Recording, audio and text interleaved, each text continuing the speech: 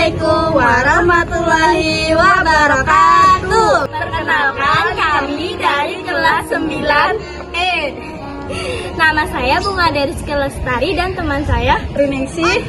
Ini kami akan menjelaskan tentang beberapa sistem komputer. Apa aja sih bagian dari sistem komputer? Yuk simak baik-baik.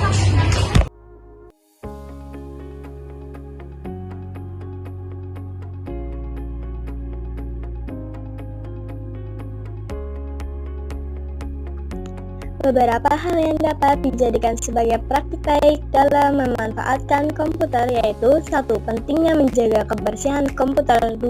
Menggunakan komputer dengan baik. 3. Tidak makan dan minum di dekat komputer. 4. Mencegah kabel berantakan. 5. Bahayanya memegang atau memasukkan jari ke lubang pada perangkat komputer yang sedang menyala. 6. Mematikan komputer setiap selesai digunakan. Dan yang ketujuh, posisi duduk yang baik di depan komputer. Kemudian ada cara kerja komputer. Ketika komputer pertama kali dinyalakan, akan terjadi proses pengecekan seluruh hardware yang dilakukan oleh BIOS. BIOS tersimpan di ROM. Pada motherboard, booting adalah proses yang terjadi jika komputer pertama kali dinyalakan sehingga sistem operasi dapat berjalan. Kemudian tahapan proses booting yaitu 1. CPU reset. Pertama kali komputer dinyalakan dengan menekan tombol power di CPU. 2. Pause. Proses memastikan semua hardware berfungsi sebelum masuk ke sistem operasi. Dan jika terjadi error, maka akan terdengar suara beep. Dan yang ketiga, disk boot. Tempat menyimpan sistem operasi pada komputer berupa hard disk. Proses booting pada komputer dibedakan yaitu 1. Cold booting. Booting saat komputer mati dengan cara menekan tombol power pada komputer. 2. Warm booting. Booting saat komputer sedang menyala biasanya dilakukan jika terjadi error dengan cara menekan tombol reset. CPU terdiri atas 3 komponen penting yaitu 1. Control unit. Berfungsi mengendalikan semua perangkat atau hardware. 2. Arithmetic logic unit.